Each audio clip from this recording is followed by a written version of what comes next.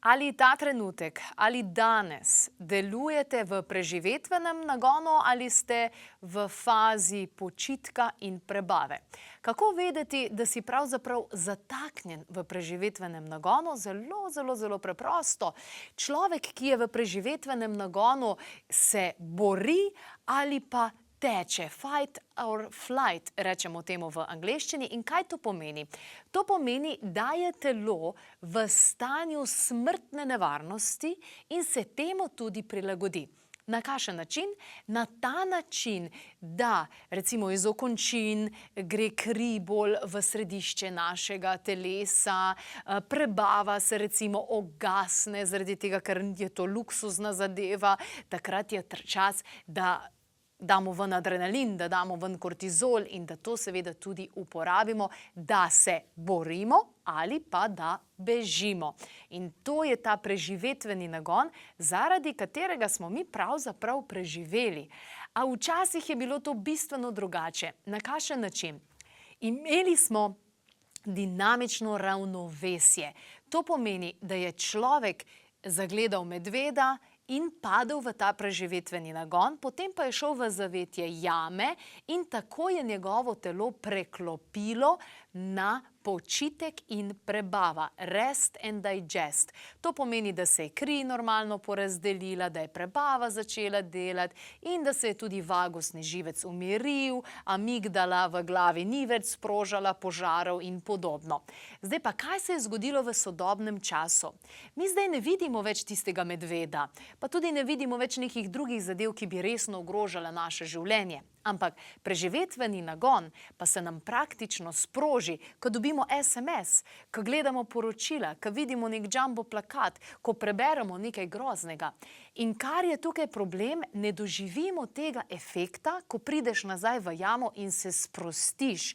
Torej ta rest and digest, počitek in prebava. In ker smo ves čas ujeti v tem preživetvenem nagonu, se zgodi, da se nekaj zelo kuri, kot bi prižgali svečo iz obeh koncev. A veste, kaj je to? To so naše adrenalne žleze. Adrenalne žleze se nahajajo nad ledvicami, seveda, in adrenalne žleze so zelo pomembne, povezane z metabolizmom, s krvnim pritiskom, z vsemi tistimi zadevami, za katerimi pa sodobna družba zelo oboleva.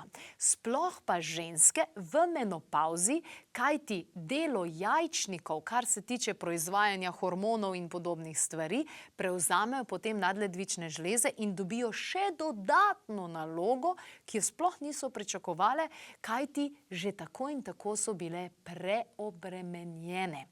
Zdaj pa, zato da bomo mi okrepili to našo nadledvično žlezo, zato da bomo šli ven iz tega zastoja oziroma zataknjenosti v preživetvenem nagonu, lahko sami ogromno naredimo, da doživimo ta efekt počitek in prebava na način, da gremo na sprehod v naravo boljše, kot da gremo teč.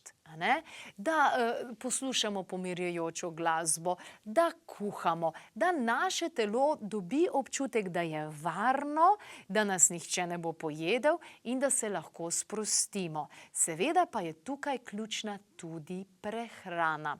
Kajti človek, ki je zataknjen v boj ali beg, torej v preživetvenem nagonu, bo hrepenel po sladkem in po kavi, torej vseh drugih poživilih, ker je nadledvična žleza tako zelo zmatrana.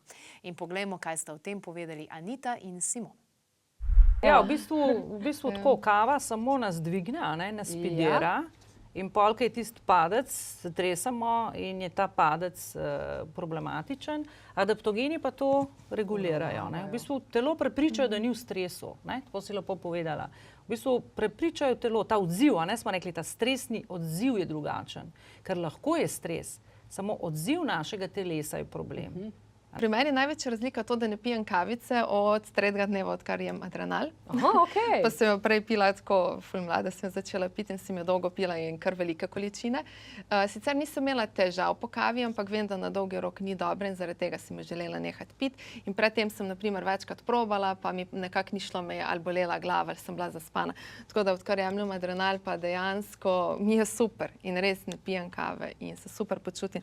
Tako da definitivno bi jaz adrenal priporočala vsem, ki si želijo energijo, ampak tako takšno lepo, se pravi, da lahko lepo funkcioniramo, da ni tista živčnost, ker to ni isto kot lepa energija, ampak dejansko, da smo istočasno in umirjeni in da imamo energijo dovolj za ta vsakdanji naš življenjski slog, za vse naše obveznosti, za vse, ki imajo težave s hormoni. Tako, torej, zdaj veste, zakaj hrepenimo po sladki hrani, zakaj hrepenimo po kavicah, ker smo toliko izmučeni z našimi nadledvičnimi žlezami in rabimo to pokompenzirati. Zdaj pa poleg navad, ki sem vam jih že omenila, pa obstaja seveda še kaj drugega. Po sistemu 3 stebrov holističnega pristopa: prehrana, navada in pomagala. Torej, kar smo rekli prehrane, jasno, ekološko, sezonsko, lokalno. Kar smo rekli, pa tudi mogoče več B vitamina, ne, bi bilo super. Potem, kar smo rekli dejansko pri navadah, umirjanje, meditacija, sprehodi, branje, vse to podpira to našo fazo, da gremo izven preživetvenega nagona. In pri pomagalih vam osebno nad vse priporočam adaptogene. Adaptogeni so zares izjemni in imajo sposobnost, da adaptirajo telo, torej da prilagodijo stvari v telesu na ta način, da bomo boljše funkcionirali.